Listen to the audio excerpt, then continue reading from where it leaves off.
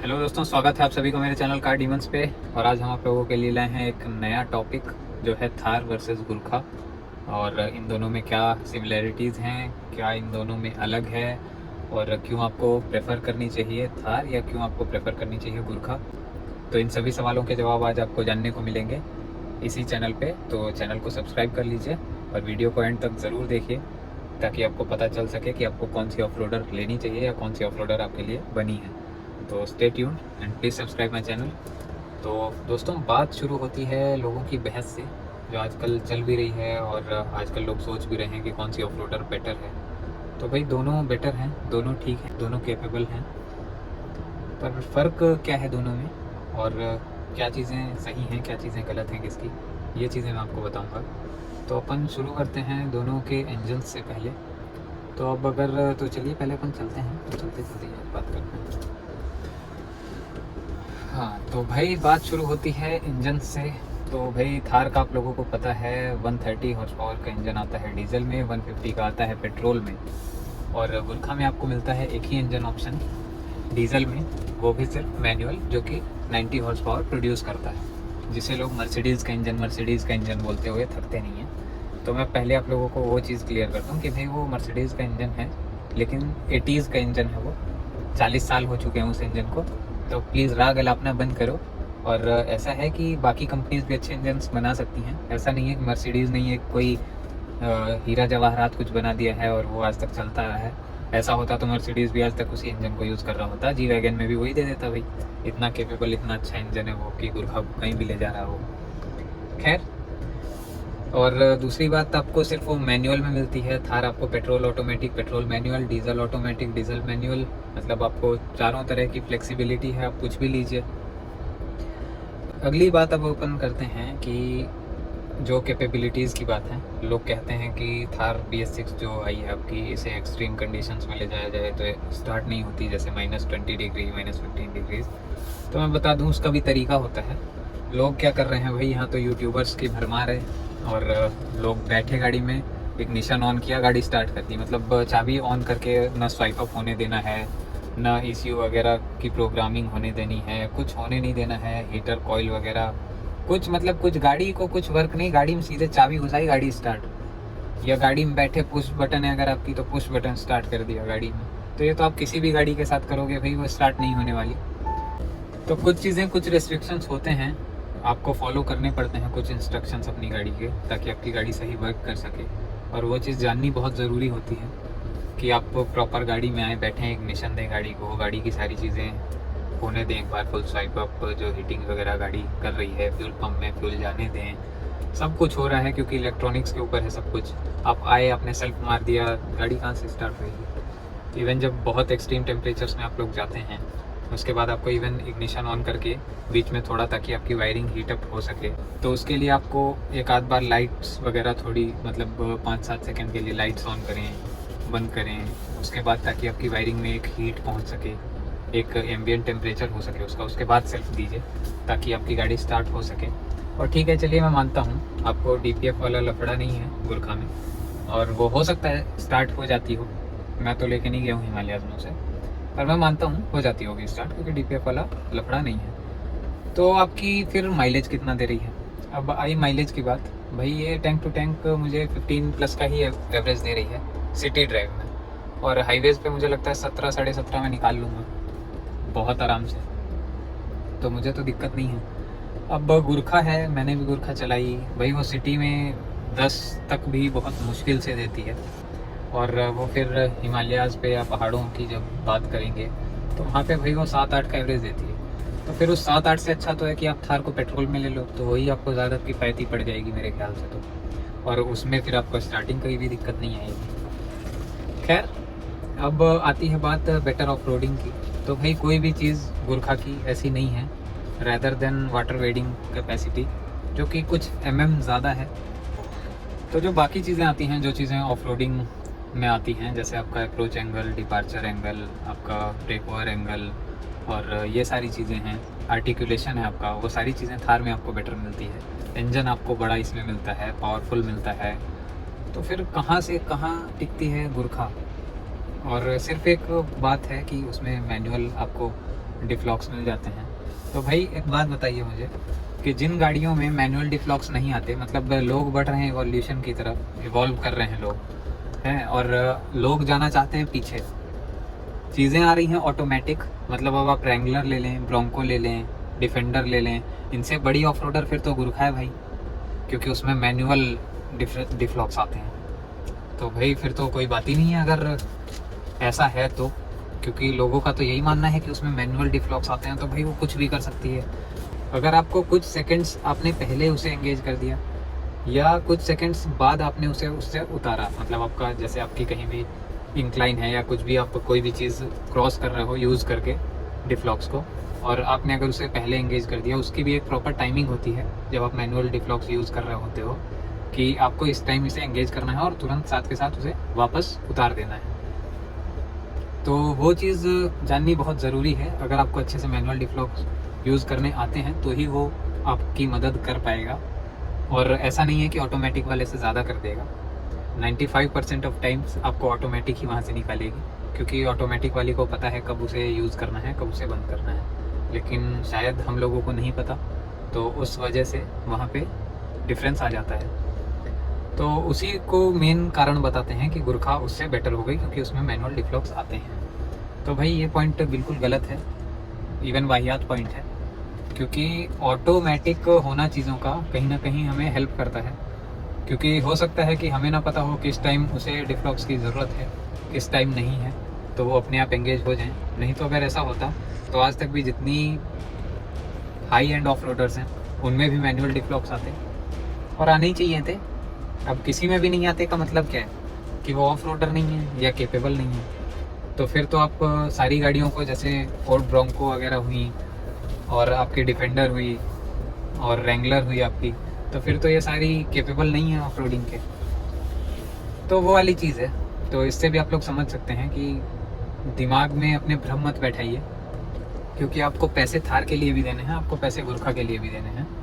कोई भी कम की, या ऐसा नहीं है कि गुरखा सस्ती है या थार महंगी है।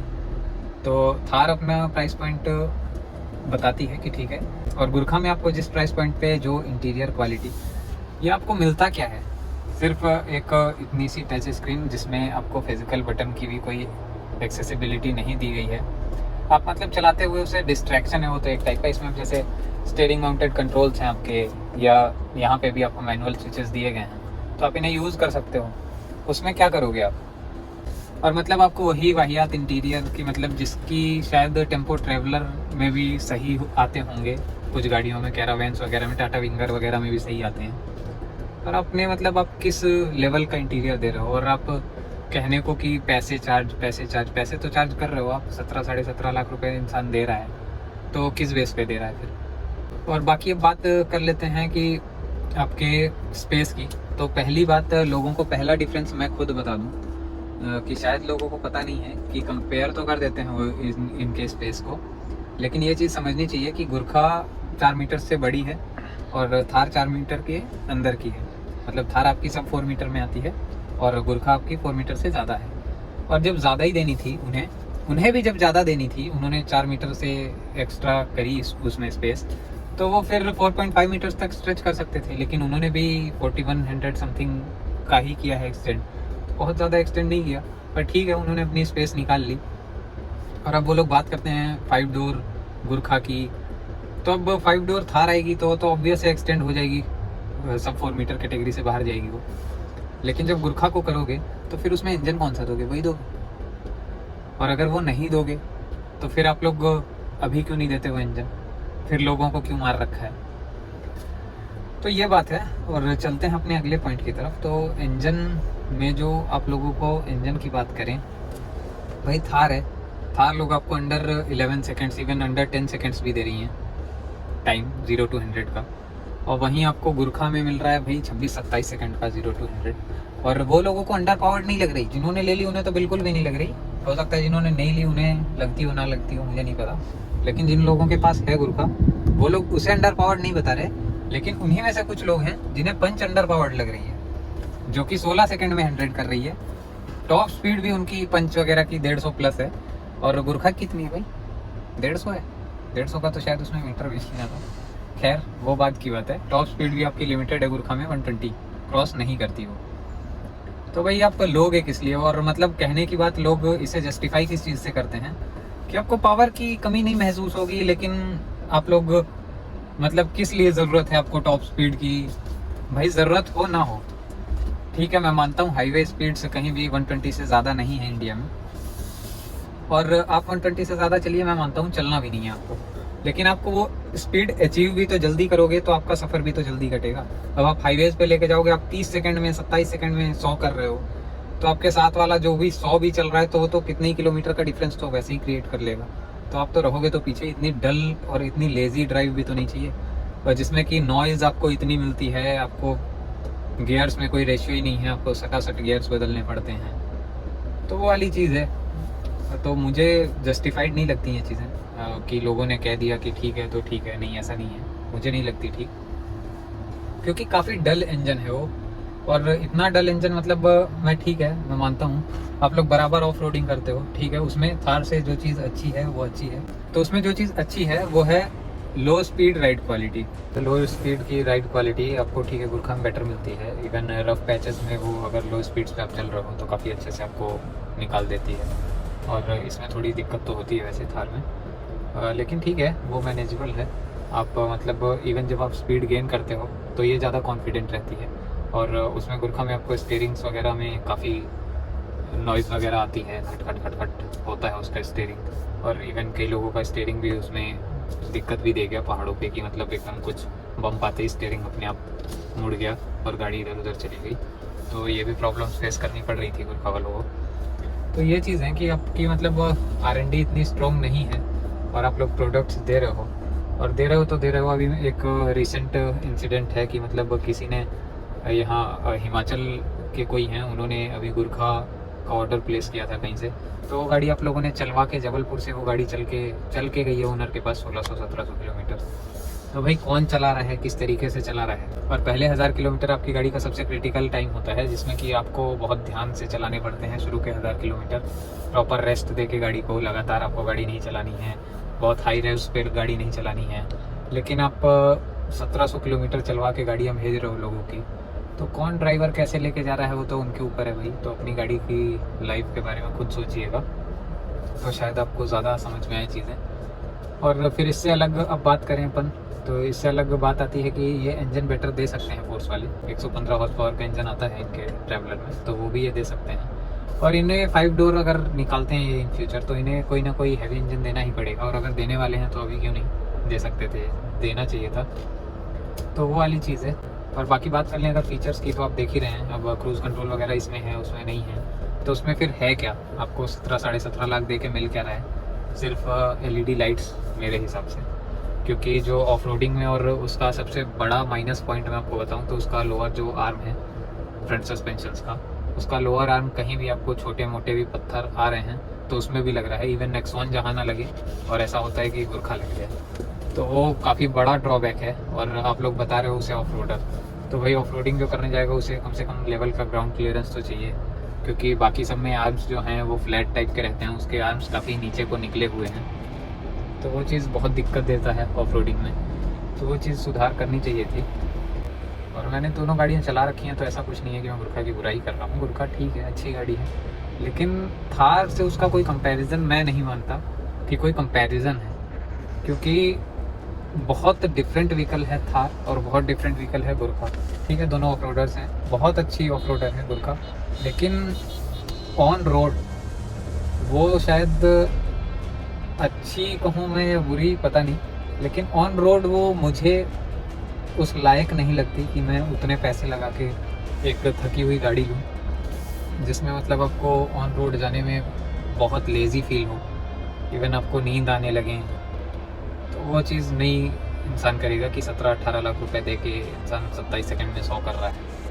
वो चीज़ काफ़ी डिफरेंस क्रिएट करती है, क्योंकि फास्ट पेस्ड लाइफ है आजकल सबकी, सबको थोड़ा जल्दी जाना है, तो आप कैसे सस्टेन करोगे 27 सेकंड के साथ। और रही बात की प्लास्टिक रूफ जो लोग बताते हैं, तो प्लास्टिक रूफ तो भाई रेंगुलर में भी आती है, ब्रोंको में भी आती है, इवन रूफ भी नहीं आती। तो भाई वो सब अपना अपना स्वाद है। और ऑफ रोडिंग के लिए सबसे मस्त जो मैं मानता हूँ वो होता है रोल केस, तो वो थार में आपको मिलता है, लेकिन गुरखा में नहीं मिलता। तो इस बात को लेके फिर गुरखा की बुराई कीजिए तो आप लोग, तो वो ज़्यादा सही रहेगा। क्योंकि प्लास्टिक रूफ कहीं ना कहीं हो सकता है कि मेटल की रूफ दब के क्रश करके आपको प्रेस कर दे अंदर, अगर इंसिडेंट ही होना होगा तो। लेकिन वैसे ये भी बहुत सॉलिड रहती है प्लास्टिक, कोई ऐसी वैसी प्लास्टिक नहीं यूज़ की जाती कि मतलब बिल्कुल कोई छोटा मोटा पत्थर गिरा और ये टूट टाट जाए, अंदर आ जाए, ऐसा नहीं होगा। क्योंकि जितने भी आप ऑफ रोडर देखोगे, ब्रोंको या आपकी ये हो गई, तो फिर तो अगर आप इसका ही कंपैरिजन कर रहे हो, फिर तो पैनोरामिक सनरूफ तो सारी गाड़ियों में है आजकल, फिर तो सारी गाड़ियाँ टूटती फिड़कती ही रहें, तो उस बात का कोई मतलब नहीं है। तो ये कोई बहाने वाली बात नहीं है कि बस थार की बुराई करनी है तो कि प्लास्टिक रूफ है, तो वो चीज़ नहीं होनी चाहिए। तो ठीक है दोस्तों, ये था मेरा आज का वीडियो थार वर्सेस गुरखा का, मेरे पॉइंट्स थे। आपको पसंद आया तो लाइक ज़रूर कर दीजिए, और